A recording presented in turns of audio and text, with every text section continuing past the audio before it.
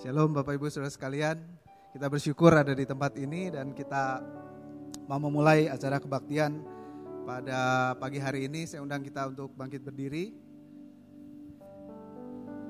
Pertolongan pada kita adalah datangnya daripada Allah, pencipta langit bumi dan segala isinya. Dia setia memelihara ciptaannya dan tidak pernah meninggalkan perbuatan tangannya dari selama-lamanya sampai selama-lamanya. Bapa kami dalam surga, kami bersyukur pagi ini kami boleh hadir di rumah Tuhan. Kami akan memuji, memuliakan nama Tuhan.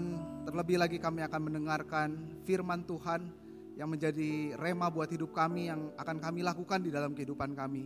Terima kasih Bapa, Tuhan tolong untuk saudara-saudari kami yang dalam perjalanan untuk tibakan di tempat ini dengan tidak kurang satu apapun. Terima kasih Tuhan, kami siap memuji, memuliakan nama Tuhan. Di dalam nama Yesus kami berdoa dan mengucap syukur. Amin. Shalom, Bapak Ibu Saudara sekalian, selamat pagi, selamat berkumpul di dalam kasih-Nya Tuhan. Bersyukur kalau pagi ini Tuhan berikan kesempatan yang baik, kesempatan yang istimewa buat kita sekalian, amin. Oleh karena itu mari pergunakan waktu yang istimewa ini untuk kita ketemu dengan Tuhan, untuk kita ketemu dengan kasih-Nya Tuhan. Karena kasih-Nya nyata bagi kita sekalian, amin. Sungguh nyata.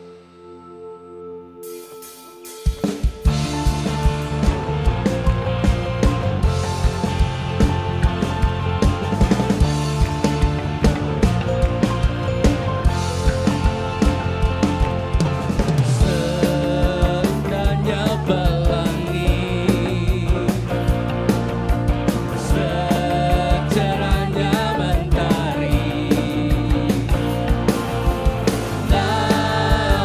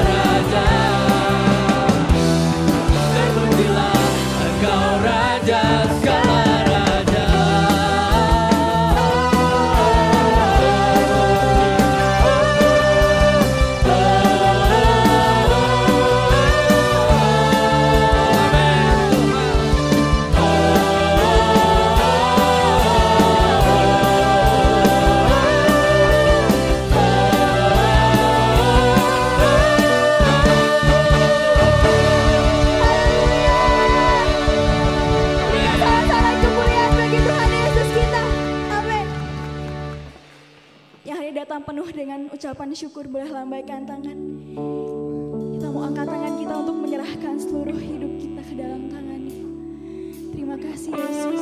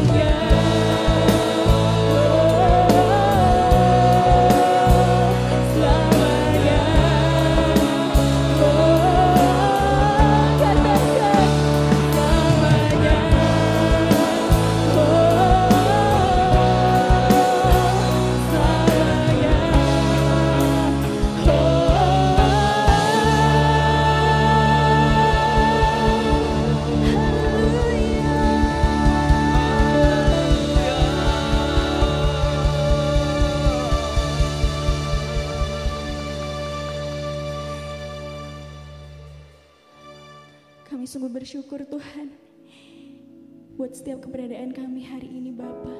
Terima kasih Tuhan Yesus buat cinta-Mu, buat kasih-Mu Tuhan, buat kebaikan-Mu yang nyata dalam hidup kami.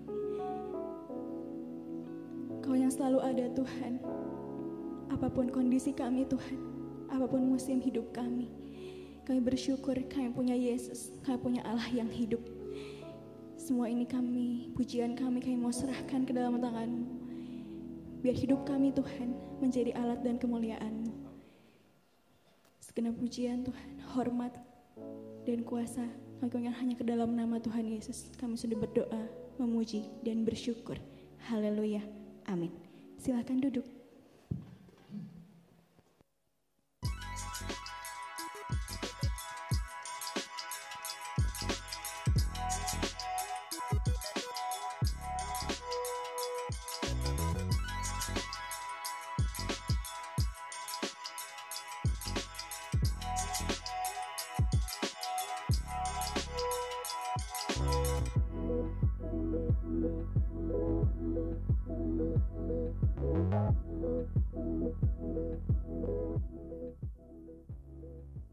Itu sebabnya mari kita memiliki cara pandang Tuhan, bahwa pencobaan yang kita alami itu adalah sebagai satu alat yang Tuhan berikan kepada kita supaya kita dapat naik terus di dalam Tuhan.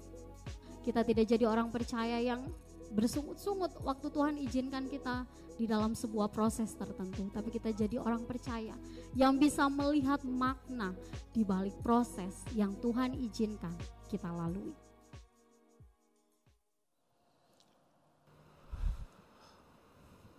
Baik saudara yang kasih dalam Kristus, Shalom.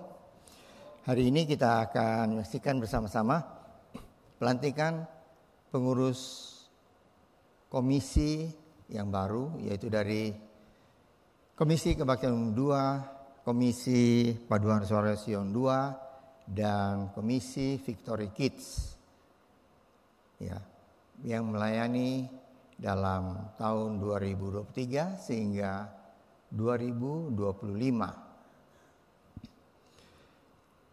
Bapak, ibu-ibu dan saudara-saudara sekalian yang kekasih dalam Kristus Yesus, bertepatan dengan hari ulang tahun ke-76 Gereja Rehoboth, juga dengan berakhirnya masa bakti beberapa pengurus komisi, maka hari ini kita akan menyaksikan bersama-sama pelantikan pengurus baru dari Komisi Kebaktian Umum 2, Komisi Paduan Suara Sion 2, dan Komisi Victory Kids dengan masa bakti 2023 sehingga 2025. Mari kita bersama-sama akan mendukung di dalam doa untuk para pengurus baru dari komisi-komisi tersebut yang akan dilantik.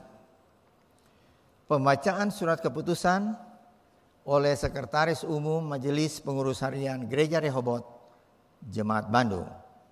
Saya persilakan Ibu Meli Trisito STH MSI.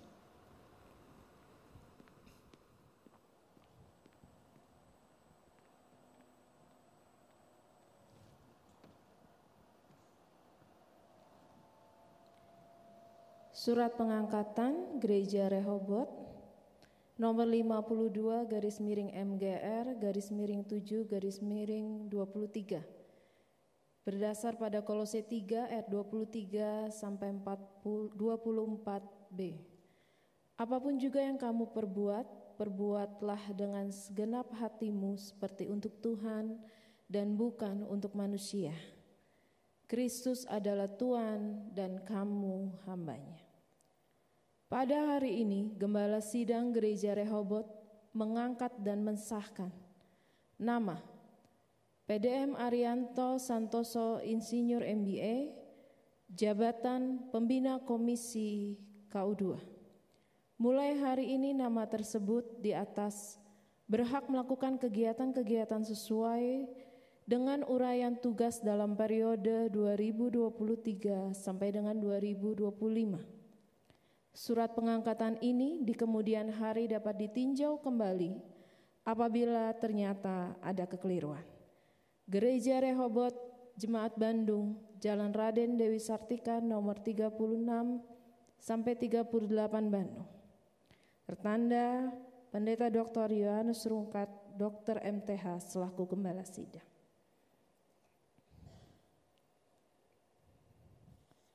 Berikut saya akan membacakan nama-nama pengurus yang akan dilantik di dalam kepengurusan KU2, Paduan Suara Sion 2, dan Victory Kids. Tanpa mengurangi rasa hormat dan untuk mempersingkat waktu, saya mohon maaf tidak menyebutkan gelar panggilan Bapak, Ibu, atau Saudara saat memanggil nama Bapak, Ibu, atau Saudara. Dan saat nama Bapak, Ibu, Saudara dipanggil, bagi ketua, wakil, sekretaris, bendahara dipersilakan untuk maju ke depan, dan untuk pengurus yang lain dipersilakan untuk berdiri di tempat duduk. Susunan pengurus Komisi KU2 Gereja Rehobot Jemaat Bandung periode 2023-2025. PDM Arianto Santoso Insinyur MBA, Pembina Komisi KU2. Denny Sambas, Ketua Komisi KU2. TV Ming, Wakil Ketua Komisi KU2. Maria Selina ST, Sekretaris Komisi KU2. Linggawati, Bendahara Komisi KU2. Gideon Kristoporus, Si Perlengkapan Komisi KU2. Septi Teristianti, Si Pelawatan Komisi KU2. Agus Friadi, Ketua Koordinator Pemerhati Jemaat dan Si Pemerhati Jemaat Lansia Komisi KU2. Kim Hoa Mariana, Si Pemerhati Jemaat Keluarga Muda Komisi KU2. Tasya Stefani, Si Pemerhati Jemaat Kaum Muda Komisi KU2. Susunan pengurus Komisi Paduan Suara Sion 2 Gereja Rehobot Jemaat Bandung periode 2023-2025. Nasyokim, Pembina Komisi Paduan Suara Sion 2. Isti Nurani, Ketua Komisi Paduan Suara Sion 2. Regina Kristiani, Wakil Ketua dan Bendahara Komisi Paduan Suara Sion 2. Sylvia Mulyati, Sekretaris Komisi Paduan Suara Sion 2. Agus Friadi, Si Humas Komisi Paduan Suara Sion 2. Liani, Si Perlengkapan Komisi Paduan Suara Sion 2.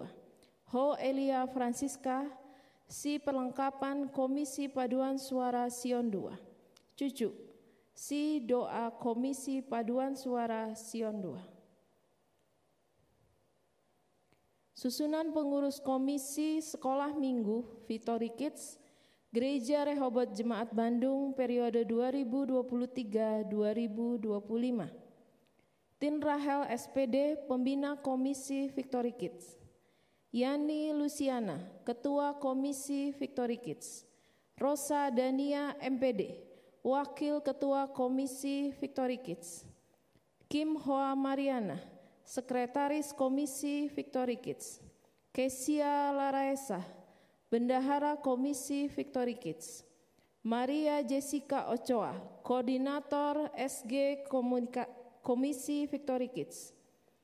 Laurentia Mia Sopiani, Koordinator LG Komisi Victory Kids. Randy Yohanes Rahmat, Koordinator T4C Komisi Victory Kids. Evangelis Terry Herlina STH, Kurikulum T4C Komisi Victory Kids. Josia Algi Solihin, Si Caring Komisi Victory Kids. Nur Fitri, Si Perlengkapan Komisi Victory Kids.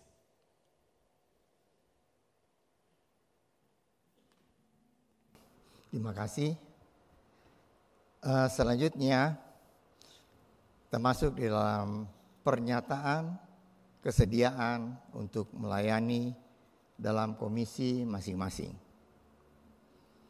Saudara-saudara yang kekasih dalam Tuhan Yesus Kristus, Saudara-saudara telah dipilih oleh Tuhan Yesus Kristus sendiri melalui Komisi Kebaktian Umum 2, Komisi Paduan Suara Sion 2, dan Komisi Victory Kids di Gereja Rehoboth Jemaat Bandung.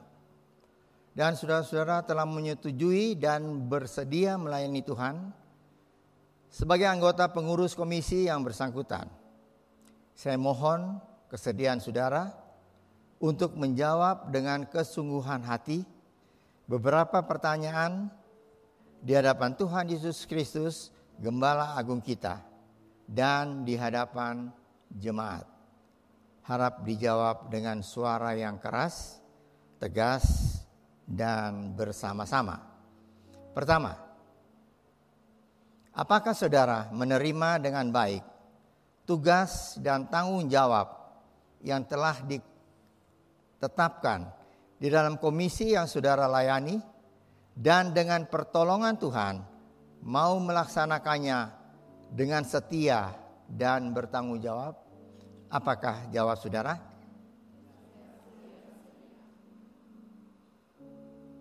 Kedua, maukah saudara berusaha memelihara, mempertahankan semangat kerjasama dan persekutuan dengan Gembala Sidang dan Majelis Gereja Rehoboth Jemaat Bandung, juga dengan sesama pengurus dalam komisi yang saudara layani, sehingga seluruh jemaat dapat dibina dan dilayani dengan baik? Apakah jawab saudara? Ketiga,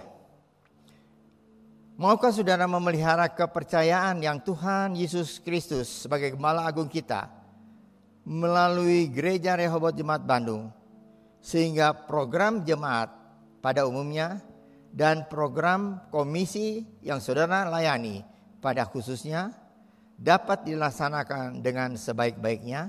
Apakah jawab saudara?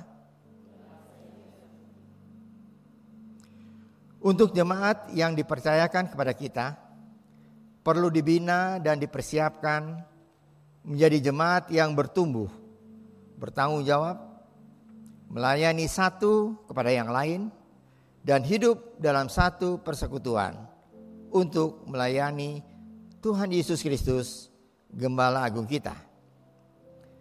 Gembala Sidang dan Majelis Gereja Rehoboth Jemaat Bandung dengan ini mempercayakan pembinaan Komisi Kebaktian Umum 2, Komisi Paduan Suara Sion 2,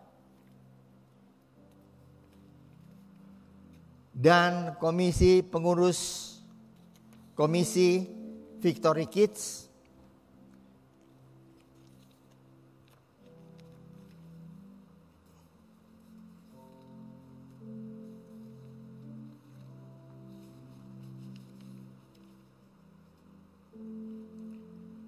kepada pengurus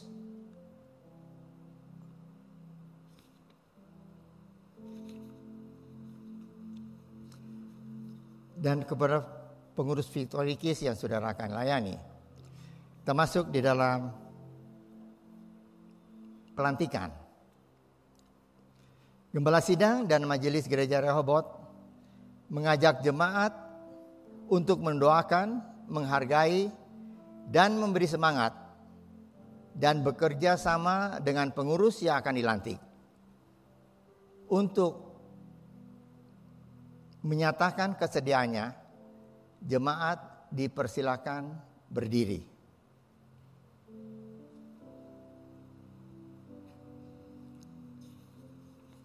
Pelantikan. Setelah mendengar pernyataan dari anggota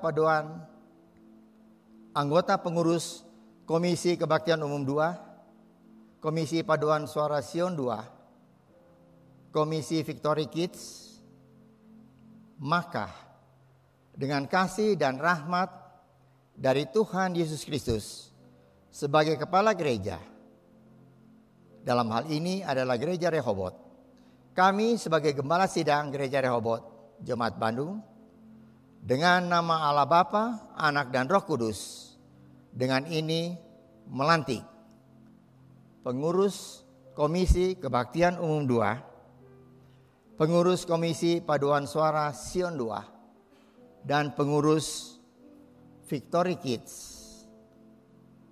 Dengan masa bakti 2023 sehingga 2025, kiranya hikmat hati yang bijaksana juga kasih Allah senantiasa menyertai tugas pelayanan saudara. Terimalah janji Tuhan. Janganlah kecut dan tawar hati, sebab Tuhan Allahmu menyertai engkau kemanapun engkau pergi. Dan layanilah seorang akan yang lain, sesuai dengan karunia yang telah diperoleh tiap-tiap orang sebagai pengurus yang baik dari kasih karunia Allah. Doa pelantikan akan disampaikan oleh Ibu Gembala. Saya minta para pengurus yang baru berlutut dan hamba-hamba Tuhan akan mendoakan saudara. Amin. Saudara angkat tangan saudara untuk memberkati.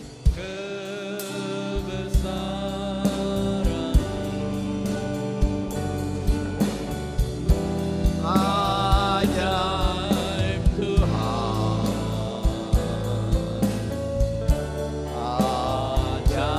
ajaib Tuhan,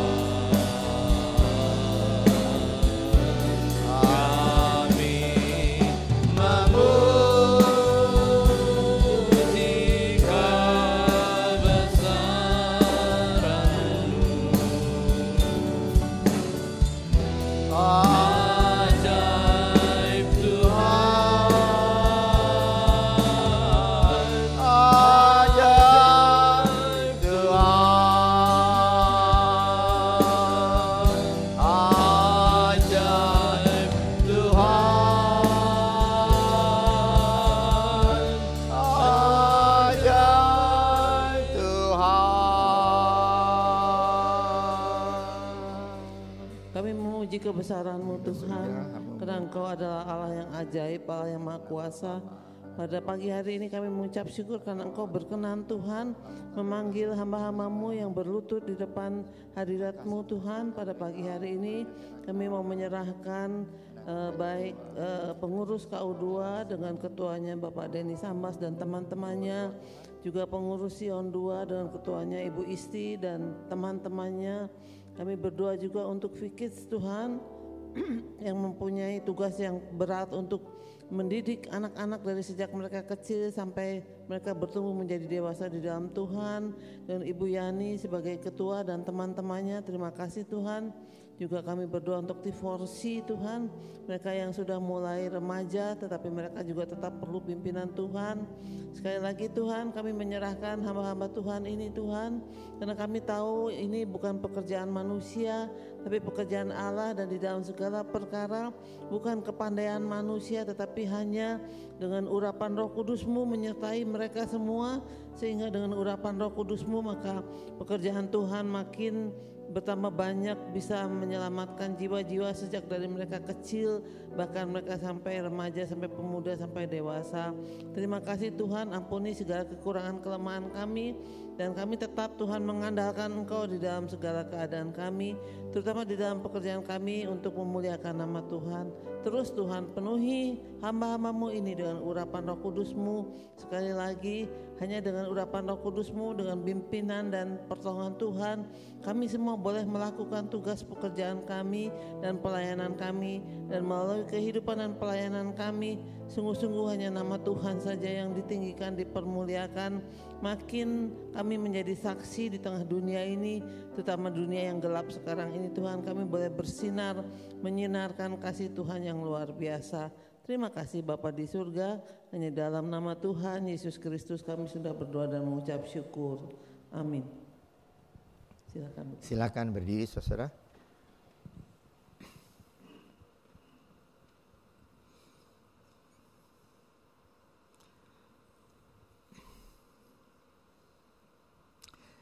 Pengurus yang ada di bawah ya, harap naik ke trap seperti paduan suara, silakan. Yang di atas harap menghadap ke jemaat. dan berdiri di terap yang paling atas. Hamba Tuhan harap naik ke atas.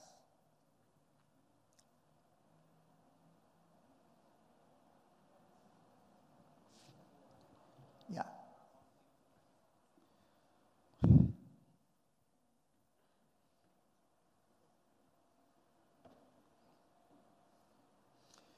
Selanjutnya pengurus baru akan mengucapkan banyak terima kasih kepada jemaat yang hadir pada kebaktian umum 2 ini, yang sudah mendoakan untuk pelayanan kami semua. Untuk itu, pengurus baru mengucapkan terima kasih dengan salam namaste. Silakan.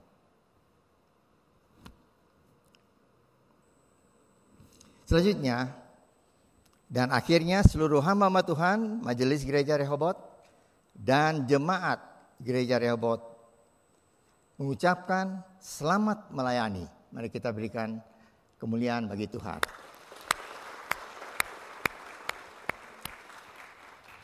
Ya, selanjutnya akan diambil foto.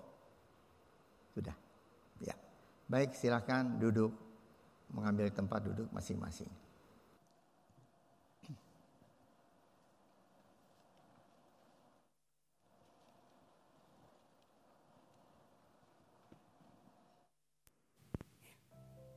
Bekerja adalah bagian penting dalam kehidupan. Bahkan adalah sebuah kebutuhan yang harus dimiliki oleh semua orang. Tidak heran jika semua orang berlomba-lomba untuk bekerja dan melakukan apapun untuk mendapatkan pekerjaan. Lalu, bagaimana orang percaya harus melihat pekerjaan yang ia miliki? Bolehkah orang percaya bekerja keras dan menghasilkan uang dengan jumlah tertentu sehingga nantinya dapat bersantai? Bolehkah orang percaya bekerja siang dan malam demi memenuhi kebutuhan? Dan bolehkah orang percaya menjadikan pekerjaan sebagai alat untuk menaikkan gengsi? Apakah benar pekerjaan tidak ada kaitannya dengan hal-hal rohani? Bagaimanakah seharusnya orang percaya memaknai pekerjaan mereka sehari-hari? Biblical Night dengan seri Bible and Daily Life akan memberikan penjelasan yang lengkap mengenai biblical view of working atau bekerja dalam sudut pandang Alkitab. Kamis 20 Juli 2023 pukul 7 malam melalui Zoom Gereja Rehoboth. Sampai jumpa, Tuhan Yesus memberkati.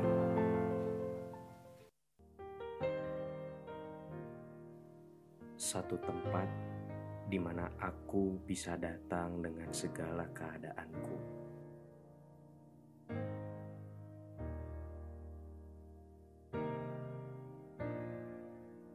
Satu tempat di mana aku kembali menjadi satu dengan pemilikku. Satu tempat ketika kata-kata tidak terucap, namun tangis adalah sebuah bahasa.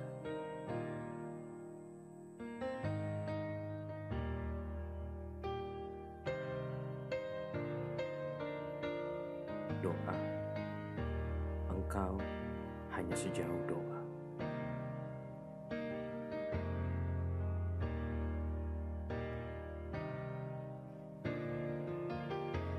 Penuhi hatimu dengan hadirat. Dia akan menuntunmu ke padang rumput hijau dan menyegarkan jiwamu.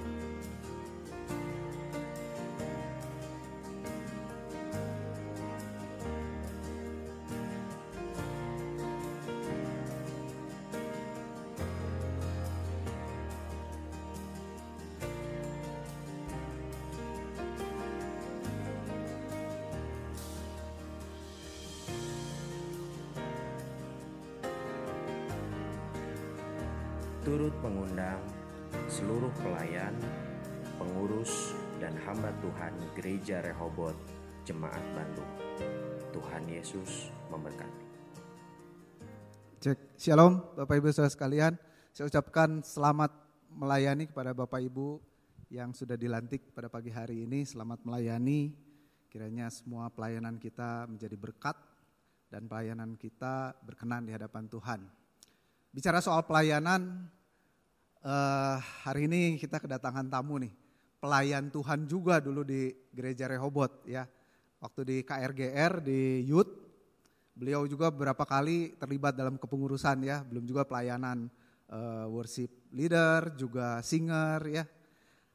Saya senang karena teman saya ini kita sama-sama tumbuh bersama dari sejak SMA, kita KTB bersama, pembimbing yang sama, dan yang saya senang adalah betapa masih konsistennya dia dengan imannya meskipun kita sudah berpisah jauh di Amerika sana. Mungkin boleh bangkit berdiri. Ini adalah saudara Edi Lisdianto. Ada sebagian yang mungkin masih ingat dengan wajahnya. Saya kemarin ketemu dan saya minta kesaksian dong, 5 menit aja ya. Silakan maju ke depan. Saya senang waktu pas kita ngobrol-ngobrol, dia di Amerika melayani juga di bidang pekerjaannya pun juga berkecimpung dalam dunia pelayanan. Saya persilakan 3 jam aja gak apa-apa. Nanti saya tinggal doa penutup. Terima kasih Ari. Saya sebetulnya bukan tamu ya. Kalau saya kembali ke Rehoboth, saya masih juga jemaat di sini ya. Karena saya di Bandung, saya berjemaat, saya menerima Tuhan umur 17, melayani di remaja dari tahun 92 sampai tahun 99. Kemudian saya ke Amerika dan saya sudah tinggal di sana hampir 25 tahun. Dan kalau saya ada di tempat ini dan saya bisa berkumpul kembali melihat halo dan semua bisa melihat saudara-saudara baik yang lama dan yang baru, boleh saya bilang itu semua kebaikan Tuhan, kemurahan Tuhan. Saya selalu mengucap syukur Tuhan Yesus baik, dan ketika saya di jamaah Tuhan, mengalami kasih Tuhan, kehidupan saya berubah. Saya mendoakan keluarga saya, dari saya yang pertama di keluarga menerima Tuhan, saya bawa adik-adik saya menerima Tuhan, dan kemudian beberapa tahun kemudian mami saya, papi saya, angkel saya satu persatu menerima Tuhan karena kita setia berdoa dan Tuhan menjawab doa kita kalau kita mengasihi Dia, dan Tuhan mau semua orang-orang menerima dan mengalami kasih Tuhan. Dan Ari ingin tahu sedikit gimana keadaan saya di sana 25 tahun bergumul dalam pekerjaan, dalam pelayanan. Itu juga karena Tuhan pimpin dan karena ada Roh Kudus yang memimpin. Dan satu hal ayat yang selalu saya pegang, yang Tuhan ingatkan di dalam Ibrani 12 ayat 1. Saya akan bacakan ayat ini. Kita mempunyai banyak saksi bagaikan awan yang mengelilingi kita. Marilah kita menanggalkan semua beban dan dosa yang begitu merintangi kita dan berlomba dengan tekun dalam perlombaan yang diwajibkan bagi kita. Marilah kita melakukannya dengan mata yang tertuju kepada Yesus yang memimpin kita dalam iman dan yang membawa iman itu kepada kesempurnaan, yang dengan mengabaikan kehinaan, tekun memikul salib ganti sukacita yang disediakan bagi Dia yang sekarang duduk di sebelah kanan tahta Allah. Semua itu karena Yesus mengasihi kita, dan Dia ketika Dia disalib, Dia dengan sukacita Dia menanggung semua itu karena kita. Sukacitanya Yesus adalah kita. Dan sukacita kita adalah suatu hari kita bertemu dengan Yesus. Dan saya ingin saksikan kalau saudara di Amerika, saya 25 tahun saya sudah tinggal di sana. Kalau saudara di sini ya mendengar kabar-kabar mungkin di Amerika itu kacau, dunia itu gelap. Tapi saya di sana berjemaat, bersyukur Tuhan tempatkan di satu gereja yang bertumbuh. Gereja yang meninggikan nama Yesus. Dan setiap tahun mereka mengadakan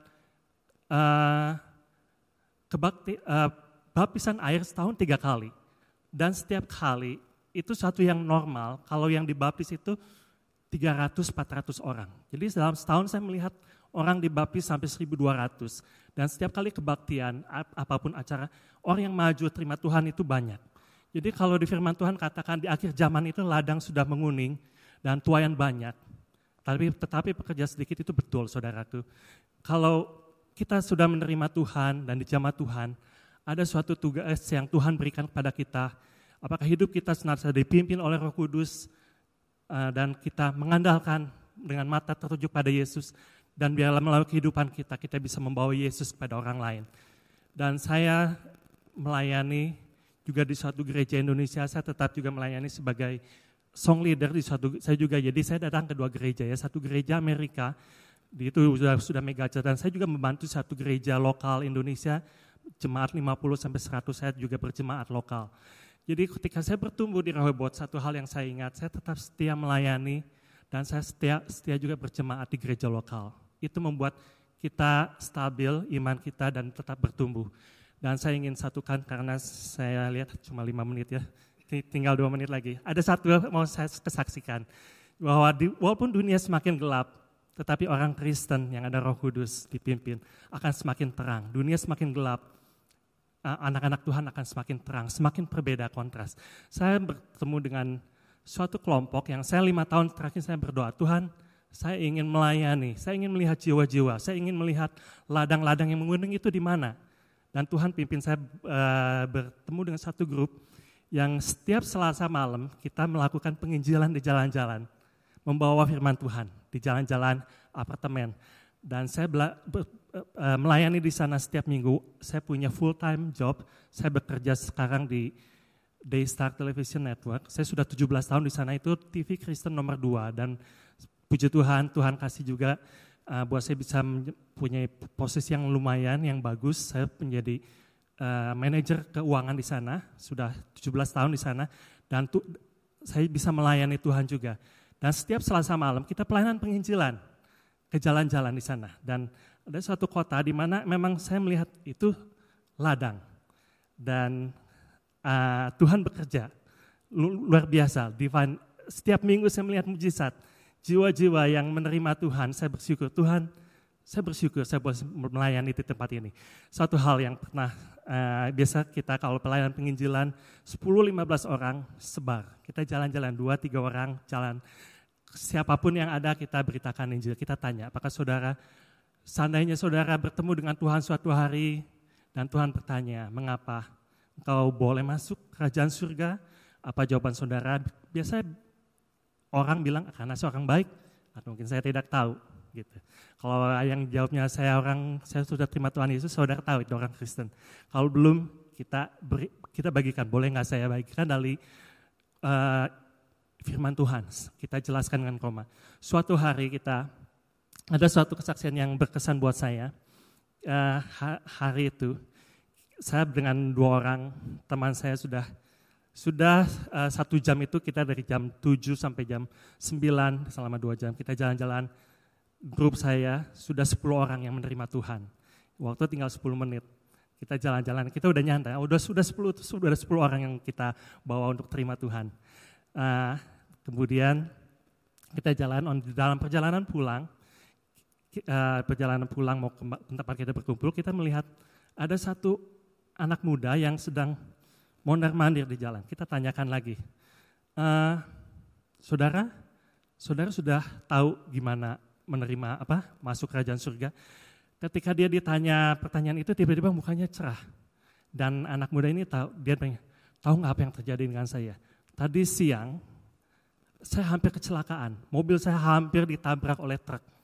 Dan dia bilang, ini seperti jawaban Tuhan buat dia. Kita nggak lama kemudian istrinya dan anaknya datang dan dia bilang, kita ngobrol-ngobrol dan ternyata istrinya sudah Kristen. Dia gendong bayi yang umur 8-9 bulan dan ternyata istrinya sudah mendoakan suaminya sudah berapa lama mendoakan supaya dia juga menerima Tuhan. Dan ketika kita bagikan firman Tuhan dengan mudahnya, dia bilang memang ini jawaban Tuhan dan kita leading ini orang buat menerima Tuhan Yesus. Ketika itu saya melihat, wah Tuhan luar biasa ya. Kita jalan, Tuhan bisa pertemukan dengan orang-orang yang memang hatinya siap untuk menerima firman Tuhan. Jadi ketika kita melayani dimanapun, beradapun, saya bilang itu cuma satu. Saya punya lebih dari 15-20 kesaksian seperti itu di sana. Dan banyak yang ketika kita mau melayani dan membawa firman Tuhan yang kita miliki itu, Yesus, firman Tuhan dalam hati kita itu adalah harta karun yang luar biasa. Kita tidak tahu siapapun saudaraku, saudara punya keluarga, teman yang belum mengenal Tuhan. Di akhir zaman itu adalah kesempatan buat kita berdoa, Tuhan, buka jalan, buka kesempatan buat kita bisa mengabarkan Injil dan mereka menerima Tuhan. Karena itu suatu hari yang seperti ini bilang, Tuhan Yesus dengan sukacita di kayu salib sukacita Yesus adalah kita semua, jiwa-jiwa yang akan datang kepada Dia suatu hari. Dan saya cuma mau saksikan di Amerika banyak kegerakan, tetap banyak organisasi yang melayani di mana-mana pun. Itu tidak masuk berita, tetapi saya bisa melihat gereja-gereja juga tetap, anak-anak Tuhan tetap melayani, menjangkau jiwa-jiwa, tetap berjuang buat nama Tuhan. Dan peperangan rohani di Amerika luar biasa, dan tetap berdoa supaya nama Tuhan terus ditinggikan, nama Tuhan dimuliakan. Dan saya bersyukur buat kesempatan hari ini. Itu aja. Beri kemuliaan buat Tuhan, luar biasa. Jadi kita dapat informasi yang berimbang ya Bapak Ibu, kalau kita dengar di media sosial Amerika tuh chaos gitu ya. Orang homeless di mana-mana, ternyata waktu saya tanya memang betul ada, tetapi kekristenan juga tidak menyurut di sana. Mereka tetap melayani Tuhan dan mereka tetap membuahkan hasil dalam ladang penginjilan. Puji Tuhan. Bapak Ibu, pagi hari ini kita akan melanjutkan firman Tuhan, melanjutkan pelajaran Alkitab yang kita sudah mulai dari sejak awal bulan ini, bulan Juli. Sebelumnya kita akan tunduk kepala, kita akan berdoa ya. Bapa kami dalam surga, kami mengucap syukur Tuhan buat segala kebaikan-Mu Tuhan. Kami siap mendengarkan firman-Mu. Kami mau Tuhan menjadi pelaku-pelaku firman, bukan hanya pendengar saja Tuhan. Dan pagi ini Tuhan berikan kesempatan buat kami untuk berkonsentrasi untuk firman Tuhan yang akan kami dengar. Kiranya Roh Allah sendiri yang memakai hamba-Mu, bicarakan apa yang ingin Engkau sampaikan buat jemaat Tuhan di tempat ini. Terima kasih Tuhan, di dalam nama Yesus kami berdoa dan mengucap syukur. Amin. Ya, bulan ini adalah bulan tentang eksposisi kitab Matius ya. Dari minggu pertama, kedua, dan sekarang minggu ketiga. Tapi sebelum kita masuk ke dalam ayatnya, saya mau memperlihatkan satu fenomena yang baru-baru ini terjadi, betul ya? Ini adalah satu fenomena yang cukup heboh di negeri kita. Pengobatan tradisional Ida Dayak. Siapa yang pernah dengar? Saya kira semua lihat di medsos juga ya. Sampai seorang pakar Unair mengatakan bahwa kemampuannya di luar batas katanya dari sumber Detikcom. Saudara, kalau kita lihat fenomena ini menyatakan katanya ya berita yang saya baca ini Ida Dayak ini mampu mengobati orang yang stroke, orang yang patah tulang, orang yang salah urat, diolesi dengan minyak bintang katanya. Dan minyak bintang ini dijual sama dia. Tapi pengobatannya free, artinya sukarela. Kalau mau bayar silahkan, enggak juga enggak apa-apa seperti itu. Nah, awal April kemarin ribuan orang berkumpul di satu tempat, yaitu di gelanggang olahraga di Kostrad di Depok sana. Dan orang mengantri sebegitu lama, terus proses pengobatannya pun dia menari-nari dulu, lalu kemudian dia memijat-mijat dan katanya sembuh. Nah, apa sih yang kita pelajari dari sini? Orang mau berbondong-bondong, mau berantri-antri sebegitu lama, tujuannya apa sih? Cuman ingin sembuh. Karena memang yang namanya sembuh itu sesuatu yang diidam-idamkan semua manusia. Betul ya? Kita kan gak ada yang pingin sakit. Gak enak kan sakit. Ya kalau kita lagi sakit, saudara lagi sakit gigi contohnya. Enak gitu makan? Gak enak. Tidur juga gak enak. Nyut-nyutan begitu ya. Kalau dikasih es krim gitu, es krim yang enak begitu. Es krim yang lezat, yang biasanya enak. Kebayang gitu biasanya kalau makan es krim mungkin rasanya manis, dingin begitu. Tapi untuk orang yang sakit gigi begitu masuk ke dalam giginya, waduh yang kerasa tambah sakit. Makanya kalau waktu kecil suka ada joke gini kalau waktu saya masih kecil. Tukang apa yang paling dibenci oleh orang yang lagi sakit gigi katanya. Kalau zaman dulu, Anda tahu ya, mungkin yang sudah usianya seusia saya, zaman dulu itu orang jualan tuh ada yang masih jualan kaos kutang, kaos oblong gitu ya, masih keliling. Nah, yang paling dibenci oleh oleh orang yang sakit gigi adalah tukang kaos. Karena pasti dia bilang, "Karaos, Neng." Artinya kerasa gak begitu ya buat yang gak ngerti bahasa Sunda. Karaos neng gitu. Terus pugu nyeri gitu ya. Tambah dia ditanya. Gak enak Bapak Ibu, yang namanya sakit mana ada yang enak. Orang bisa berobat sampai jauh-jauh, misalnya ke luar negeri, itu tujuannya supaya sembuh. Mahal-mahal dibela-belain. Bahkan ini, apalagi yang ini yang gratisan dan mujizat gitu seolah-olah, wah dikejar-kejar orang, dicari-cari orang. Mau antri berjam-jam, gak ada masalah. Yang penting pingin sehat. Ada quote yang menyatakan, health is not everything, but without health, everything is nothing. Saudara punya duit banyak, saudara punya jabatan tinggi, tapi sakit. Makan ini gak boleh, makan itu gak boleh, ya kan? Mending kalau cuman larangannya cuman makan. Tapi kerasa sakit, aduh menderita. Betul ya? Jadi memang kesehatan itu bukan segalanya. Tetapi segalanya itu menjadi tidak berarti kalau tidak sehat. Saya pernah mengalami satu kondisi di mana tidak sehat. September 2019 saya ngalamin cedera ya. Jadi kalau olahraga itu memang penting ya, menjaga aktivitas penting. Kalau saya mungkin bisa dibilang terlalu over gitu olahraganya. Satu kali ini saya harus dioperasi bahu tahun 2019 ini, September kejadiannya. Pasti orang langsung nanya, pasti jatuh dari motor ya? Lagi main trail jatuh ya? Enggak saudara, main trail itu aman. Ini bukan promosi tapi juga bukan mau menyesatkan. Jadi kalau main trail itu aman karena memang kita pakai protektif. Protektornya cukup bagus dari kaki, siku, bahu, semua, helm dan sebagainya. Ini malah kejadiannya lagi main sepak bola, jatuh dan sobek uratnya. Nah urat yang sobek, boleh ditampilkan?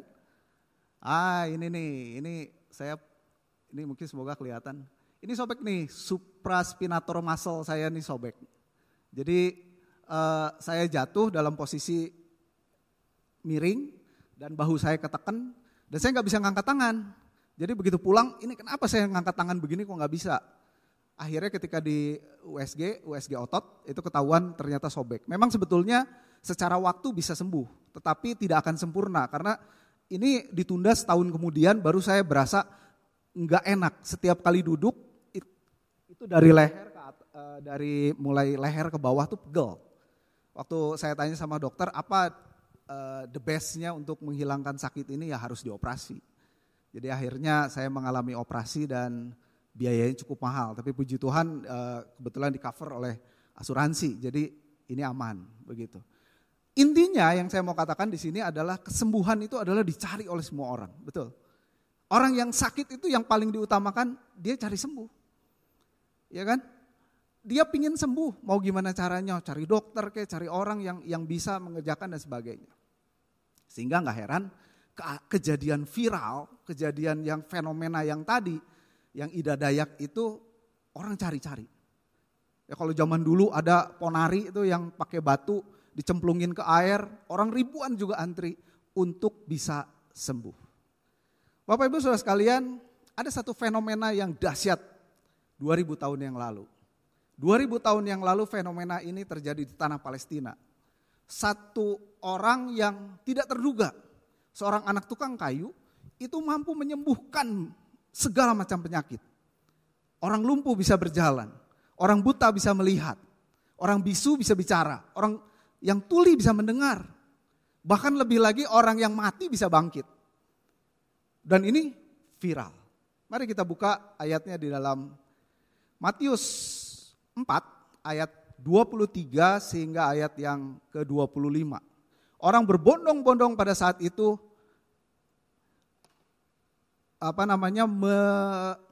saya minta slide yang sebelumnya. Orang berbondong-bondong mengikuti anak tukang kayu ini. Mereka ingin melihat mujizat, ada yang juga cuma nonton, tapi ada juga yang saudara-saudaranya yang datang juga, ada juga orang yang memang benar-benar sakit. Itu begitu banyak orang pada saat itu berbondong-bondong mengikuti Yesus. Mari kita lihat di dalam Matius 4. Hari ini kita nggak terlalu banyak ayat karena sifatnya eksposisi, jadi kita akan mempelajari lebih detail dari ayat-ayat ini. Next, Matius 4 ayat 23 hingga ayat yang ke-25. Saya akan bacakan buat kita semua. Yesus pun berkeliling di seluruh Galilea.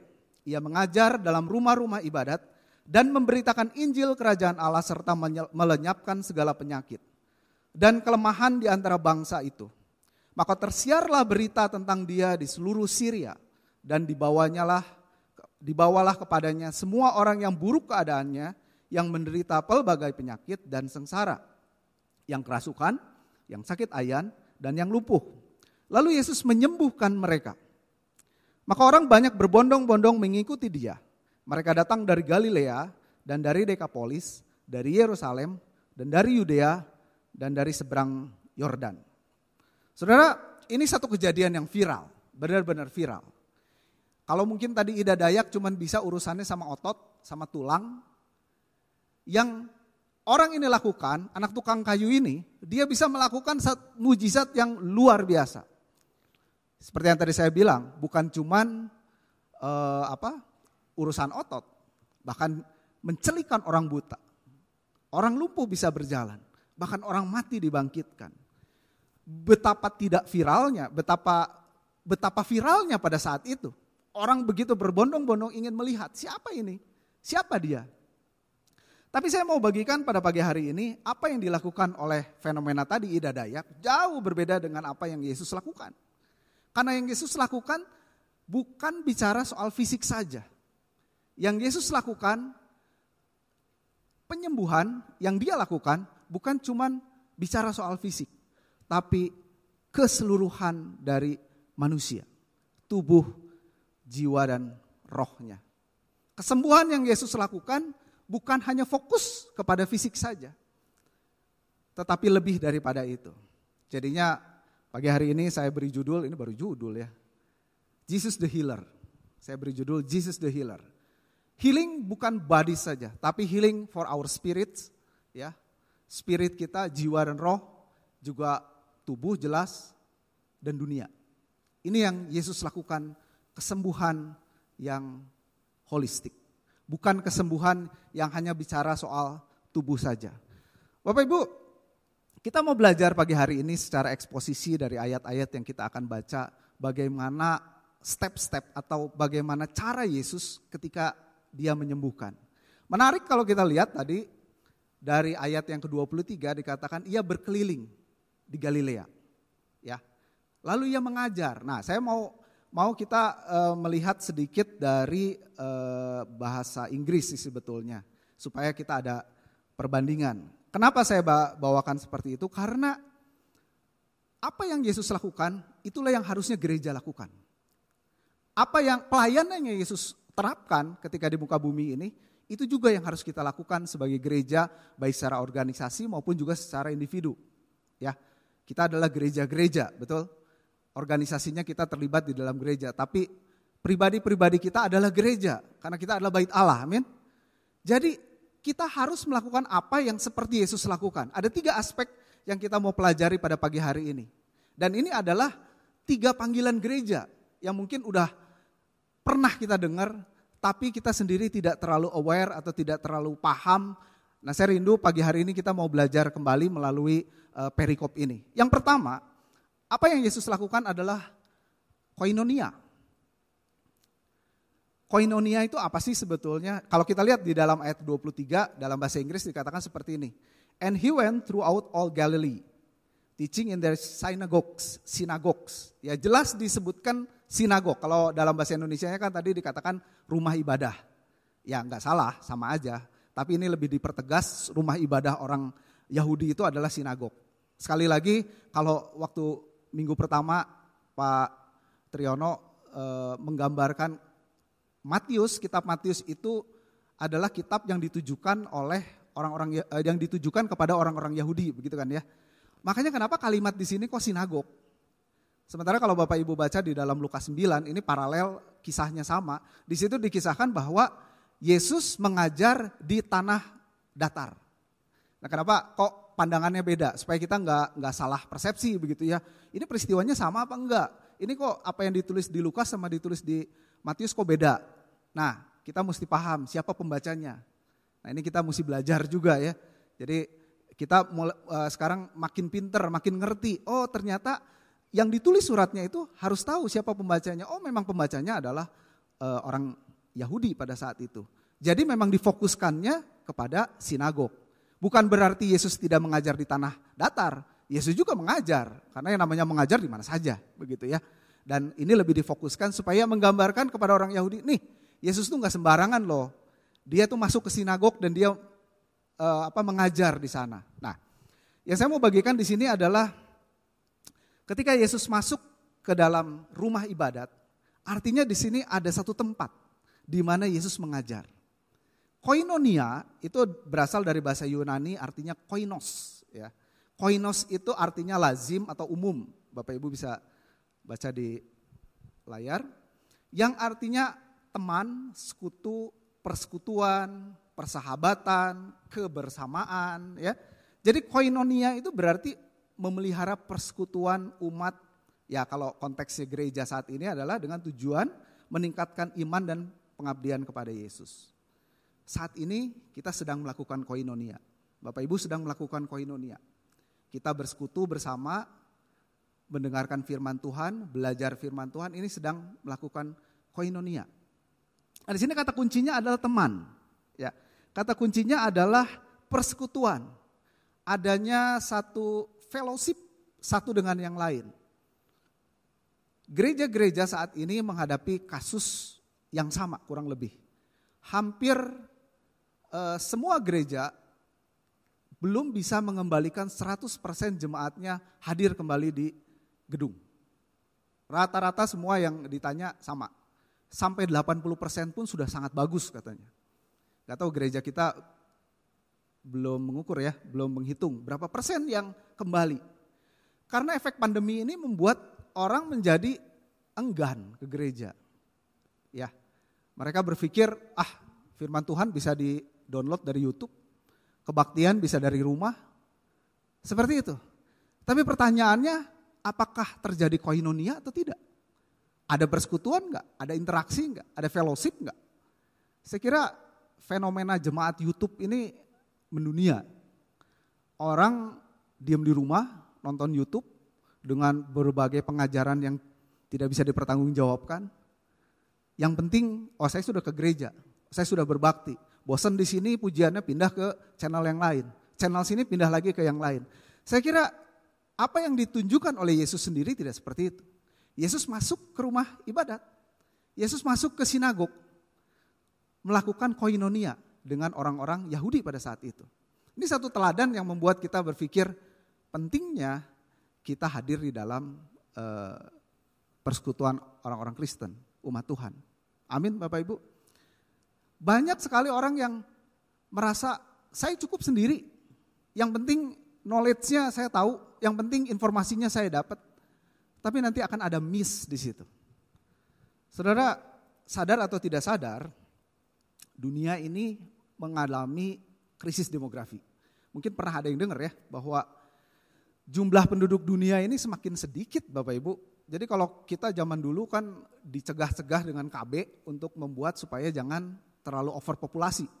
Tapi dunia saat ini terutama negara-negara maju, itu mereka lagi krisis. Kalau ke Jepang, banyak orang tua-tua. Anak-anak kecil gak terlalu banyak. Karena memang mereka enggan untuk punya anak. Dan lebih parahnya, dengan krisis demografi ini orang menjadi sulit punya teman. Apalagi saudara seiman. Apalagi kalau dengan prinsip jemaat YouTube kayak tadi. Saya diam di rumah. Kan ada medsos. Oke, bisa kontak-kontakan. Tapi itu berbeda dengan interaksi fellowship satu dengan yang lain, betul? Ada banyak kekosongan yang akan tercipta ketika seorang menyendiri. Kalau di Jepang itu lucu. Orang-orang tua itu yang gak punya teman, mereka sengaja melakukan kriminal. Tujuannya supaya apa? Supaya masuk penjara. Kalau di penjara jadi ketemu teman. Saking kesepiannya Bapak Ibu. Sampai seperti itu. Nah, kalau kita lihat di dalam Lukas 5 ayat 10, ini di ayat yang di bawahnya, saya sebetulnya tadinya inginnya next-nya per item bukan per halaman. Tapi gak apa-apa. Kalau Bapak Ibu lihat di situ di dalam Lukas 5 ayat 10, firman Tuhan katakan demikian. Demikian juga Yakobus dan Yohanes, anak-anak Zebedeus yang menjadi teman Simon. Kata Yesus kepada Simon, jangan takut, mulai dari sekarang engkau akan menjala manusia. Teman di situ digunakan kata-kata koinonos, artinya koinonia. Jadi artinya di sini koinonia itu adalah mengambil bagian bersama-sama orang lain. Jadi kan nggak bisa kita solo karir, nggak bisa kita one man show. Kita mesti bersama-sama, karenanya dibutuhkan koinonia. Jadi koinonia ini penting, persekutuan ini penting. Apakah dalam persekutuan kecil dalam Sharon, yang terutama adalah dalam ibadah kita bersama-sama. Amin Bapak Ibu. Ini yang pertama yang kita pelajari pagi hari ini. Yang kedua adalah marturia. Bisa ditampilkan nextnya, oke. Marturia ya. Marturia ayatnya di situ kalau kita lihat ayatnya masih ayat ke-23. Kan tadi firman Tuhan satu ayat, Yesus pun berkeliling di seluruh Galilea, ia mengajar dalam rumah-rumah ibadat dan memberitakan Injil Kerajaan Allah. Di sini ada berita Injil Kerajaan Allah. Di sini kalau dalam bahasa Inggrisnya and proclaiming the gospel of the kingdom. Ada proklamasi. Nah, saya suka sekali tadi yang dikisahkan sama saudara kita Bapak Edi. Bagaimana dia memproklamasikan di jalan-jalan. Bagaimana orang-orang yang hopeless di sana, orang-orang yang belum mengenal Tuhan, diinjili. Bagaimana dia bisa melihat begitu banyak ya orang-orang yang terima Tuhan. Mungkin kita saat-saat ini rindu seperti itu ya, kita datang sama saudara atau sama teman kita, lalu kita cerita tentang Injil dan dia mau terima. Tapi saya waktu pas ngobrol-ngobrol, saya bercandaan begini, itu mungkin lu pas dapat Bapau ke-10, saudara yang masih mengikuti kisah 10 Bapau, semoga masih ingat begitu ya. Jadi kalau Bapau ke-10 itu pas tanknya gitu, pas terakhirnya begitu. Bapau ke-1 mungkin udah ada yang dulu nginjilin dia gak mau. Bapau ke-2 mungkin ada orang juga yang kesaksian, dia juga cuek aja dan seterusnya. Pas giliran ke-10, Pak Edi ini langsung ngomong, langsung terima Tuhan, haleluya gitu. Ya puji Tuhan ya, bukan saya ini. Paulus juga bilang kan, aku yang menanam, Apolos yang menyiram, tapi kan Tuhan yang memberi pertumbuhan. Ya, semua dapat upah begitu. Ya, jadi intinya sebenarnya gini, kalau kita nggak bisa lihat hal-hal seperti itu, tetap kita berikan Bapau, tetap kita menginjili, tetap kita jadi martir ya.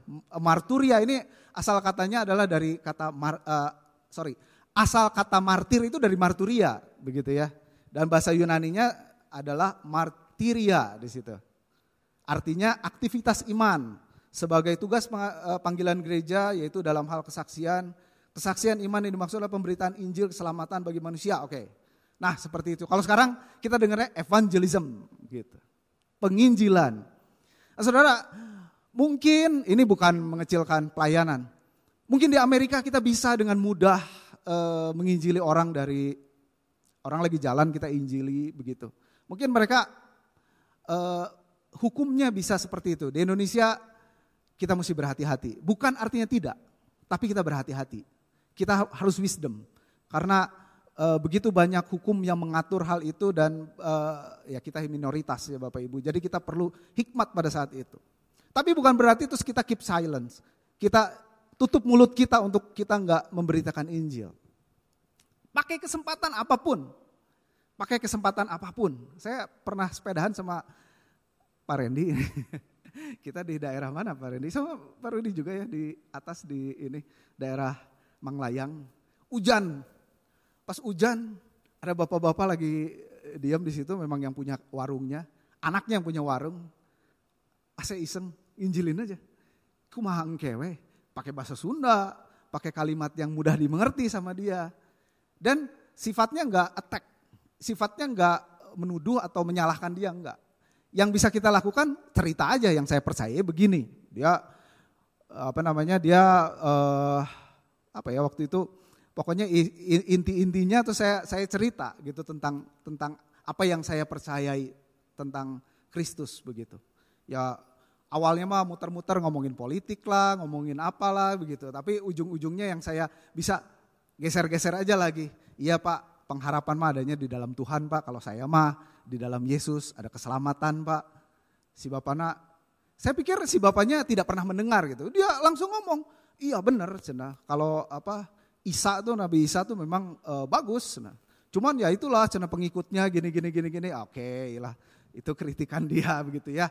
Tapi intinya at least dia pernah dengar. Mungkin itu bapak ke-1. Saya kira mungkin bukan bapak ke-1, itu mungkin bapak ke-3 atau ke-4. Saya kira apa yang bisa kita lakukan dalam kehidupan ini, evangelism itu jadi lifestyle kita. Jadi gaya hidup kita. Setiap kesempatan yang kita punya, kita pakai. Apapun caranya, bagaimanapun caranya. Ngomong kebaikan, ngomong firman Tuhan, ngomong iman kita. Kita kan kalau bilang, ini saya percaya, kan saya gak maksa kamu percaya. Yang penting saya stand saya begini. Kamu boleh terima atau enggak. Nah mungkin ada satu kali, ya kita percaya Roh Kudus bicara pada orang tersebut ya. 2 Timotius 4 ayat 2-5 dikatakan seperti ini. Beritakanlah firman, siap sedialah, baik atau tidak baik waktunya. Nyatakan apa yang salah. Tegurlah, nasihatilah dengan segala kesabaran dan pengajaran. Karena akan datang waktunya, orang tidak dapat lagi menerima ajaran sehat. Tetapi mereka akan mengumpulkan guru-guru menurut kehendaknya untuk memuaskan keinginan telinganya. Ini hati-hati jemaat YouTube nih ya. Mereka akan memalingkan telinganya dari kebenaran dan membukanya bagi dongeng. Tetapi kuasailah dirimu dalam segala hal, sabarlah menderita, lakukanlah pekerjaan pemberita Injil dan tunaikanlah tugas pelayananmu. Orang yang tidak melakukan koinonia, ini balik lagi ke koinonia walaupun ini udah bicara marturia. Kadang-kadang error Bapak Ibu. Saya kemarin dengar ngobrol sama Edi, teman kita percaya alien. Aduh, padahal kita pelayanan sama-sama bareng. Dari youth, dari remaja, kita juga bertobatnya mirip-mirip gitu ya waktunya. Sekarang percaya alien, wah. Percaya bahwa Yesus itu salah satu alien. Wah, geus lieur deui wae gitunya, seajaran naon deui gitu. Saudara, firman Tuhan jelas katakan, orang memang ingin mendengarkan apa yang telinganya mau dengar gitu. Aduh, kok ribet banget begitu ya. Iman yang dulu sudah ditanamkan dengan baik kok sekarang buyar begitu saja. Peran gereja, kita sebagai individu dan juga sebagai gereja, sebagai organisasi adalah melakukan marturia. Yang ketiga, yang Yesus lakukan ketika dia melakukan pelayanannya di muka bumi ini ada aspek yang ketiga adalah diakonia. Jadi kalau pertama tadi koinonia, persekutuan, kedua adalah marturia, mengabarkan Injil kerajaan Allah, dan yang ketiga diakonia. Dia melakukan kesembuhan. Ayat 23, masih 23 di situ dikatakan and healing every disease and every affliction among the people, dan menyembuhkan setiap penyakit dan setiap kelemahan pada bangsa itu. Artinya ada mujizat. Nah, mungkin kita udah sering dengar khotbah-khotbah tentang proklamasi, marturia, ayo kita menginjili dan sebagainya. Tetapi jangan lupakan harus ada demonstrasinya. Kalau tadi proclaiming the gospel of the kingdom, yang kedua adalah demonstrasikan iman Kristen itu seperti apa, kasih itu seperti apa. Dan yang Yesus lakukan adalah dia melakukannya dengan jelas. Dia memberi makan 5.000 orang. Ya, dia melakukan kesembuhan orang-orang yang udah hopeless, yang sudah tidak punya harapan. Yesus sembuhkan. Inilah demonstrasi yang Yesus lakukan. Diakonia itu asal katanya dari diakoneo, artinya melayani. Nah, yang menarik di sini adalah dalam kisah perikop tadi, Yesus diceritakan dia mengabarkan, mengajar dan menyembuhkan itu di tanah Galilea ya Bapak Ibu ya. Pertanyaannya, kenapa enggak menyembuhkannya di Yerusalem? Kenapa enggak menyembuhkannya di Nazaret? Kenapa enggak menyembuhkannya di Bethlehem? Kok harus ke atas ke Galilea? Dan yang lebih menarik lagi adalah di ayat 24. Maka tersiarlah berita tentang dia di seluruh Syria. Ya, tadi kita udah baca, kalau Bapak Ibu buka ayat, kita enggak banyak ayatnya hari ini, hanya itu aja. Jadi, maka tersiarlah berita tentang dia di seluruh Syria. Dan dibawalah kepadanya semua orang yang buruk keadaannya, yang menderita pelbagai penyakit dan sengsara, yang kerasukan, yang sakit ayan, dan yang lumpuh. Lalu Yesus menyembuhkan mereka. Syria itu utara. Syria itu adalah bangsa Asyur. Kalau Bapak Ibu mengikuti sejarah Israel, bangsa Asyur ini penjajah. Bangsa ini adalah orang-orang yang dulu membuat orang Israel menderita. Baik Israel Samaria ataupun Israel Yehuda. Di bawah kan Israel terpecah dua. Jadi ini bangsa yang sebetulnya secara kodrati dibenci oleh orang Yahudi. Tetapi yang Yesus lakukan, dia melakukan pelayanan di daerah situ sehingga orang-orang Syria berbondong-bondong datang. Tapi apa yang Yesus lakukan? Apakah Yesus bilang, kamu ini bangsa yang dulu ngejajah kita, ngejajah orang Yahudi. Sorry, gua gak mau sembuhin. Yang mau saya sembuhin hanya orang-orang Yahudi aja. Enggak.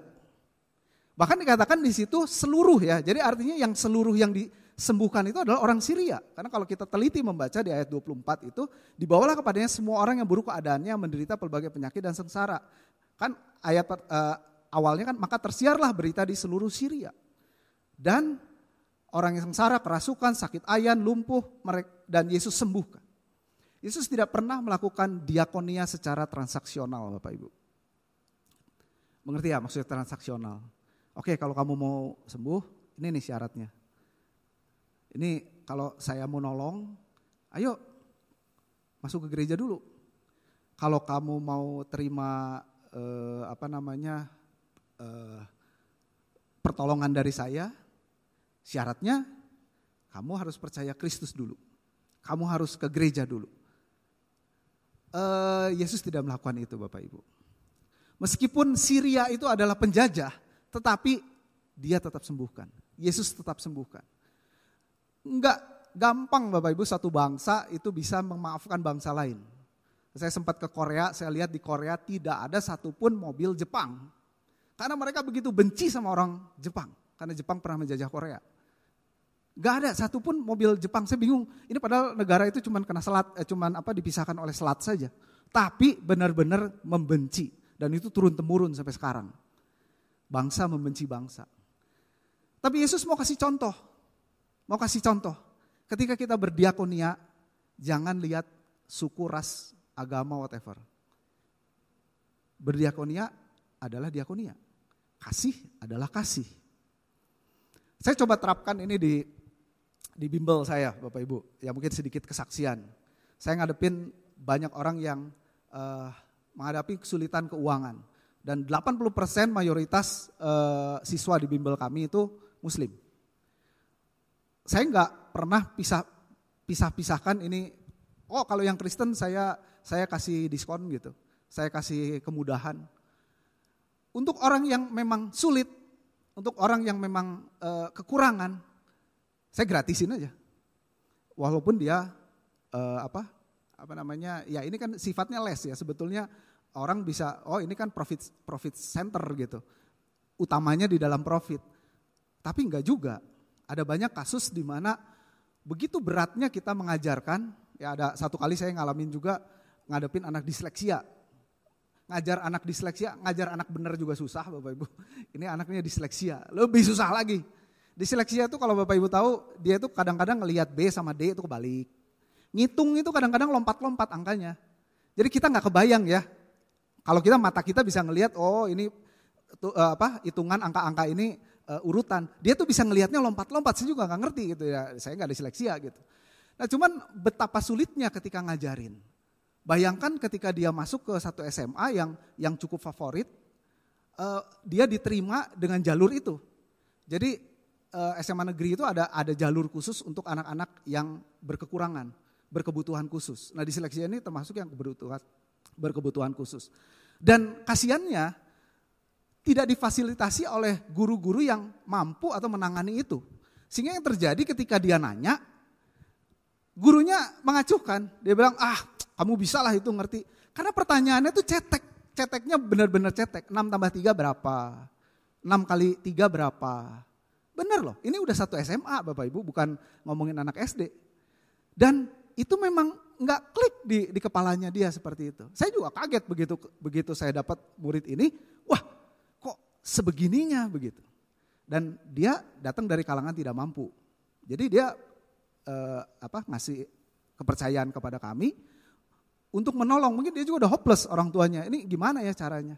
Nah, saya waktu pas ngajar seperti itu, ini seperti ada kayak panggilan begitu ya. Saya mau belajar nih, disleksia itu apa sih sebenarnya? Saya belajar benar-benar, saya teliti benar-benar ya. Jadi kalau Bapak Ibu, ciri khas dari orang disleksia itu gampang sekali. Suruh baca jam jarum, pasti nggak bisa. Baca jam jarum, ya. Kalau baca jam digital mah semua juga bisa. Kalau baca jam jarum tuh nggak bisa. Jam 5 kurang 4, 5 kurang 15, jam 16.35, nggak bisa baca dia. Ngelihat jarum itu error. Ya itu memang disleksia. Tapi jangan heran Bapak Ibu, disleksia itu bukan penyakit. Disleksia itu satu kekurangan saja. Jangan salah, Einstein itu disleksia loh. Tetapi orang disleksia itu punya sistematis berpikir yang hebat sebetulnya. Jadi kita harus memunculkan kemampuannya dia. Nah maka ini yang saya tanganin tuh anaknya kembar. Kembar, benar-benar kembar. Cewek dua-duanya kembar. Dua-duanya disleksia. Waduh. Dan orang tuanya menyerahkan kepada kita karena dia juga udah nggak tahu harus gimana. Saudara, saya bukan mau menceritakan ini sebagai sok-sokan mau berbelas kasihan, enggak. Saya cuma bilang gini, Bu, saya nggak akan bisa membuat dia jadi ranking 1, nggak bisa mungkin bikin dia jadi berprestasi di sekolah, tapi yang bisa saya lakukan dia bisa ngikutin apa yang materi di sekolah. Jadi jangan harap ada prestasi yang tiba-tiba meningkat. Lalu saya bilang gini, ini anak ibu 2. Dia waktu pas awal daftar, dia tuh minta keringanan. Saya bilang gini, 2 orang ini saya anggap 1 orang. Buat manajemen waktu itu merugikan buat saya sebetulnya. Ngajar 2 orang tapi dihitung 1 begitu. Karena saya bilang, saya nggak bisa bikin prestasi dia jadi meningkat. Yang bisa saya cuma bisa bikin dia ngikutin aja pelajaran yang di sekolah. Oh dia sangat berterima kasih. Saya cuma mikir gini, dua-duanya disleksia. Kalau dua-duanya harus bayar yang sama, berat buat orang tuanya. Udah 1 aja. Toh saya ngajar si A sama ngajar si B kan sama saja. Ya orangnya kembar begitu. Kemampuannya kurang lebih mirip. Ketika kita melakukan diakonia Bapak Ibu, ada banyak hal yang surprise sering terjadi begitu. Dan diakonia ini memang itulah panggilan gereja. Saudara nggak usah terlalu peduli siapa dia, apa latar belakangnya, bagaimana dia, lakukan saja. Berikan apa yang bisa kita berikan. Kita mendemonstrasikan iman kita, mendemonstrasikan Injil Kerajaan Allah. Next. Karena apa yang Yesus lakukan, Yesus melakukan 4 dimensi di dalam human life ini ya. Jadi kalau kita belajar firman Tuhan, kita perhatikan bagaimana pola-pola Yesus melakukan pelayanan di muka bumi ini. 4 hal, selain fisik, selain spiritual, jelas tentang keselamatan dan sebagainya, pengajaran-pengajaran. Bahkan ekonomi pun Tuhan perhatikan. Bagaimana mengangkat seseorang yang dikucilkan oleh masyarakat, secara sosial pun sama. Bagaimana Yesus mengupgrade, ya saudara pasti ingat bagaimana 10 orang kusta disembuhkan, lalu Yesus katakan, tunjukkan kepada imam, begitu kan kisahnya. Pertanyaannya kenapa sih harus ditunjukkan kepada imam? Toh kalau udah sembuh ya udah aja sembuh, angkat tilam aja terus langsung pergi kan seperti orang buta. Enggak, karena pada saat itu orang kusta itu sangat dikucilkan secara sosial. Orang kalau ketemu sama orang kusta itu menjauh, orang kustanya harus menjauh, itu udah hukumnya. Jadi mereka harus menyingkir, tidak boleh berpapasan. Betapa terkucilkannya orang seperti itu. Dan yang Yesus lakukan adalah dia memperbaiki kondisi sosial orang itu. Dia katakan kembali, tunjukkan kepada imam bahwa kamu sudah sembuh. Dia mau memperlihatkan, dia mau men-show up bahwa ketika engkau sembuh, engkau diterima oleh masyarakat. Secara sosial dia bisa diterima. Bapak Ibu, luar biasa. Kalau kita belajar lebih dalam lagi, pelayanan-pelayanan yang Yesus lakukan itu benar-benar holistik. Tidak urusannya cuma tadi sembuh doang, no. Tapi dia menyembuhkan secara whole, secara keseluruhan. Ya, aspek-aspeknya begitu luas yang Yesus lakukan. Tadi sedikit banyak saya mau membagikan sedikit, mungkin ini udah rada jauh nih. Boleh ditampilkan sebentar ya. Ini juga buat kita supaya kita ada pengetahuan. Yesus itu melayani di Galilea. Kalau 2 minggu lalu Pak Triyono sudah sampaikan bahwa kenapa Yesus harus ke Kapernaum. Karena pada saat itu Yohanes Pembaptis ditangkap. Maka Yesus yang asalnya dari daerah sini, daerah Nazaret, dia harus pergi dulu ke Kapernaum. Kan pertanyaannya sekarang kenapa sih Yesus tuh enggak pelayanannya di daerah bawah nih? Daerah Yudea. Di sini kan ada pusat-pusat pemerintahan, ada Bait Allah, ada Yerusalem dan sebagainya. Tapi Yesus melakukannya di Galilea. Dan kita tahu minggu lalu Pak Daniel Gatot sudah bagikan bagaimana Yesus memilih murid-muridnya di Danau Galilea. Ini juga aspek sosial Bapak Ibu. Kenapa Yesus mau memilih murid-muridnya itu dari kalangan bawah? Dari orang-orang yang tidak terpelajar, orang-orang kasar seperti itu. Dia mau mengupgrade social life dari mereka. Dan penyembuhan itu banyak sekali terjadi di Galilea. Di situ kan tadi dikatakan kan. Dan orang berdatangan dari Dekapolis, dari itu, dan akhirnya dari Yerusalem pun naik ke atas. Nah ini daerah atas ini adalah daerah Syria. Ya, Syria ini yang tadi yang dikisahkan. Dan ini adalah Galilea. Jadi saya mau tampilkan di sini bahwa yang Yesus lakukan ini sekali lagi adalah satu whole mission, holistik, misi yang holistik. Yang tidak hanya menyangkut aspek fisik saja, tetapi aspek sosial, aspek ekonomi, aspek spiritual terutama. Itu yang Yesus lakukan. Yesus tuh akrab dengan kaum-kaum marginal, orang-orang tersisihkan, orang-orang terpinggirkan, para pelacur, pemungut cukai, pengemis, ya orang sakit kusta dan lain-lainnya.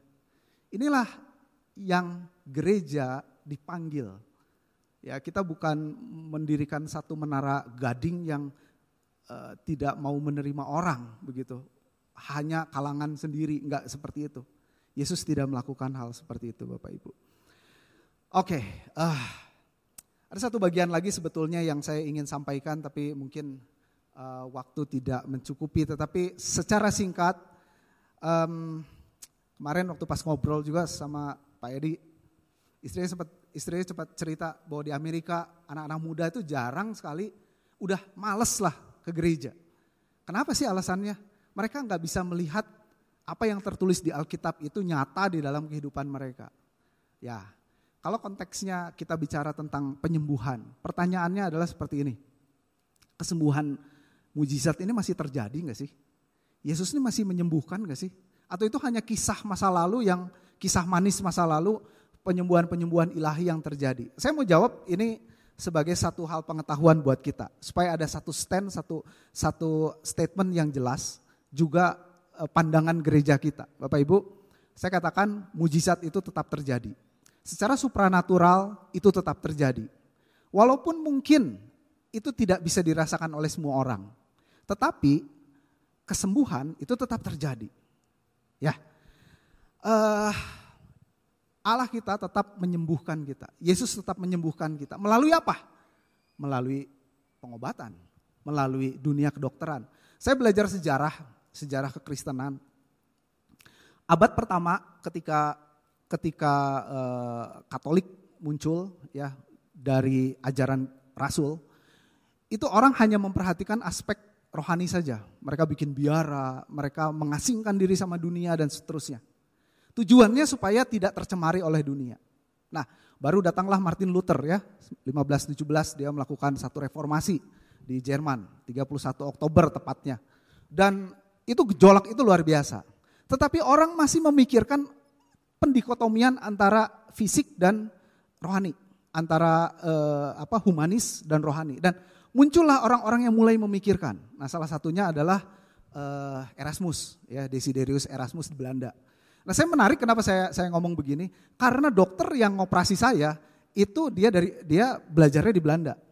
Dan beberapa murid saya yang sudah jadi dokter juga mengambil spesialisnya di Erasmus.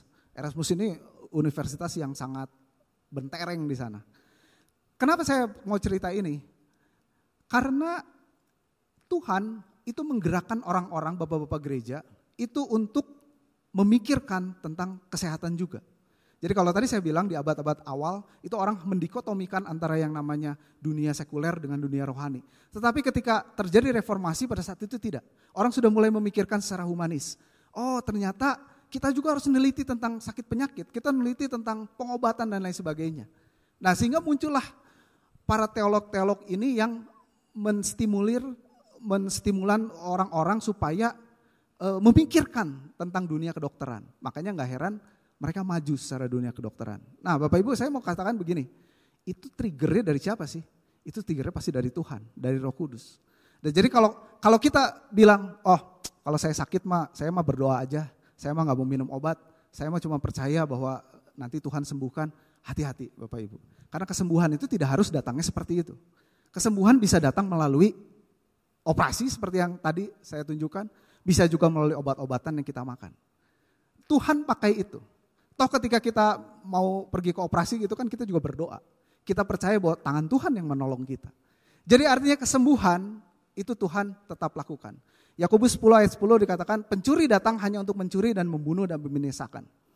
Aku datang supaya mereka mempunyai hidup dan mempunyai dalam segala kelimpahan. Artinya lebih ditegaskan lagi dalam Yakobus 1 ayat 17a, setiap pemberian yang baik dan setiap anugerah yang sempurna datangnya dari atas, diturunkan dari Bapa segala terang. Jadi kita harus berpikir bahwa kesembuhan dari dunia medis itu datangnya dari atas, tetap datangnya dari Tuhan. Karena segala kebaikan, segala yang pemberian yang baik itu datang dari atas. Sedangkan iblis itu hanya mencuri, membunuh dan membinasakan. Sakit penyakit itu adalah akibat dosa. Efek dari dosa adalah sakit penyakit. Tetapi yang Tuhan lakukan adalah tetap Tuhan memberikan kesembuhan. Ya supaya kita clear, kita mengerti bahwa kesembuhan itu tetap terjadi. Mujizat Tuhan tetap terjadi. Mungkin yang kita rindukan adalah supranatural, dipegang unyang-unyang sedikit langsung sembuh, maunya begitu. Tapi jangan lupa, dunia medis pun juga adalah Tuhan berkati. Inspirasi dari Roh Kudus ketika orang bisa mempelajari ini, menemukan obat virus dan lain sebagainya. Oke, kesimpulannya apa sih pada pagi hari ini Bapak Ibu? Mari kita merenung pagi hari ini. Ya, manusia itu memang mencari kesembuhan, apapun, bagaimanapun caranya. Dan satu hal yang penting sekali kita sadari, kita renungkan pada pagi hari ini, sudahkah kita sebagai gereja melakukan pelayanan seperti yang Yesus lakukan? Yesus melakukannya secara holistik, bukan aspek fisik saja. Tapi dia melakukan secara spiritual, sosial, bahkan ekonomi. Gereja dipanggil, gereja secara individu dan juga secara organisasi dipanggil untuk melakukan 3 perannya di dunia ini. Yaitu yang pertama adalah koinonia, persekutuan, ada pengajaran dan sebagainya. Ada marturia di situ. Marturia bagaimana kita menyaksikan Injil Kerajaan Allah. Berita keselamatan, baik atau buruk keadaan kita tetap ceritakan tentang keselamatan yang ada di dalam Kristus. Dan yang terakhir adalah diakonia. Kita lakukan kebaikan kita, kasih kita tunjukkan sebagai orang Kristen, kita orang-orang yang mengasihi. Kiranya firman Tuhan pada pagi hari ini membuat kita mengerti dan kita menjadi pelaku firman. Amin. Mari kita akan tunduk kepala, kita akan berdoa. Bapa di dalam surga, bersyukur Tuhan. Pagi ini Tuhan kami belajar bagaimana Tuhan begitu baik pada kami Tuhan. Bagaimana dahsyatnya Engkau Tuhan hadir di muka bumi ini, Tuhan memberi contoh kepada kami gerejamu Tuhan. Mari Tuhan, kalau selama ini Tuhan kami mengabaikan 3 peranan ini, kami hanya sebagai jemaat biasa yang merasa hanya wajib untuk hadir ke rumah Tuhan, yang hanya wajib untuk memberikan persembahan, yang hanya melakukan ritual-ritual agama yang rutin Tuhan. Mari Tuhan, kami mau lebih dalam lagi. Kami mau lebih lagi Tuhan dipakai oleh Tuhan. Biarlah setiap firman yang sudah kami dengar menjadi rema buat setiap kami yang hadir, dan terlebih lagi kami lakukan di dalam hidup kami. Terima kasih Bapa, segala pujian, hormat, syukur, kemuliaan kami naikkan hanya dalam nama Yesus Kristus. Semua yang percaya katakan amin.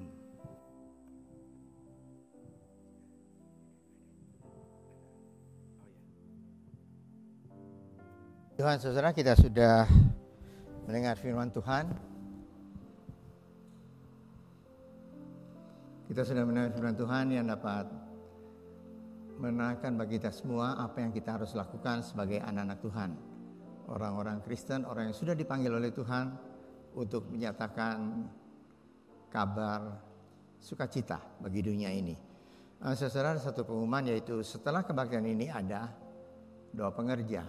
Doa pengerja diadakan di bawah di basement dan itu akan dimulai 11:30. Mari saudara, kita akan menutup ibadah kita dengan doa. Saya undang untuk kita berdiri bersama-sama. Kita akan masuk dalam doa. Mari kita berdoa. Bapa kami dalam surga, terima kasih Tuhan untuk berkat Tuhan bagi kami semua. Makasih Engkau sudah memimpin seluruh ibadah ini dari awal hingga selesai dengan berkat Tuhan. Makasih untuk firman Tuhan yang sudah sampaikan, di mana Tuhan kami boleh diingatkan kembali apa tugas kami. Sudah dipanggil oleh Tuhan untuk menjadi saksi Tuhan, untuk memenangkan dunia ini bagi kerajaan surga. Makasih Tuhan, Kau berkati kami semua yang hadir pada ibadah ini. Apapun yang kami kerjakan, usahakan, apapun yang kami lakukan, anak-anak kami, kuliah, sekolah, Engkau berkati semuanya. Terima kasih Bapa. Kami akan memberikan persembahan dan mengembalikan perpuluhan yang Tuhan punya. Ajar pada kami untuk memberikan yang terbaik, karena Tuhan sudah memberikan yang terbaik bagi kami, yaitu keselamatan dan hidup yang kekal. Terima kasih Bapa. Berkati semua hamba-hamba Tuhan yang duduk dalam pengurus komisi-komisi yang baru, baik Komisi Paduan Suara Sion 2, Komisi Kebaktian Umum 2 dan Komisi Victory Kids. Pakai mereka lebih heran untuk menjadi alat dalam tangan Tuhan untuk menangkan jiwa bagi kerajaan surga. Terima kasih Bapa. Percaya Tuhan Kau sudah mendengar doa kami, ucapan syukur kami ini. Dalam nama Tuhan Yesus Kristus kami sudah berdoa dan mengucap syukur. Saudara yang dikasihi oleh Tuhan, angkatlah tangan saudara untuk menerima berkat Allah. Arahkan hati saudara kepada Tuhan dan hadirat-Nya. Maka berkat Allah memenuhi hidup saudara. Berkat Allah memenuhi keluarga saudara. Berkat Allah memenuhi kesehatan saudara. Berkat Allah memenuhi pekerjaan saudara. Dan jadilah berkat dimanapun saudara berada. Dan saudara terimalah berkat dari Allah Bapa, kasih karunia dan damai sejahtera dari Tuhan Yesus Kristus, dan persekutuan Allah Roh Kudus menyertai saudara sekalian mulai hari ini hingga Maranatha, Tuhan Yesus datang kembali. Amin. Bapa, terima kasih. Bapa, terima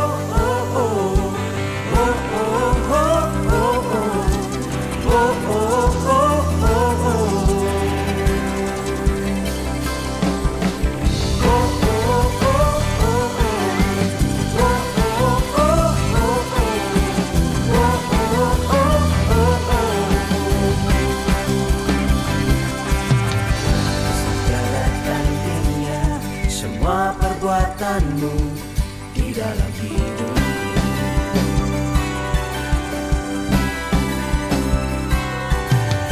Perkasa dan terhebat semua anugerahmu di dalam hidup.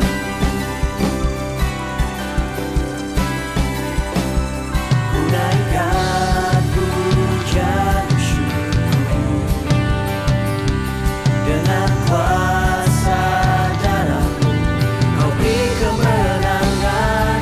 Kau Tuhan yang perkasa, kuasa-Mu yang terhebat di dalam kelemahan. Kau beriku kekuatan. Kau Tuhan yang setia, yang tak pernah berubah, dulu, sekarang, dan sampai selamanya.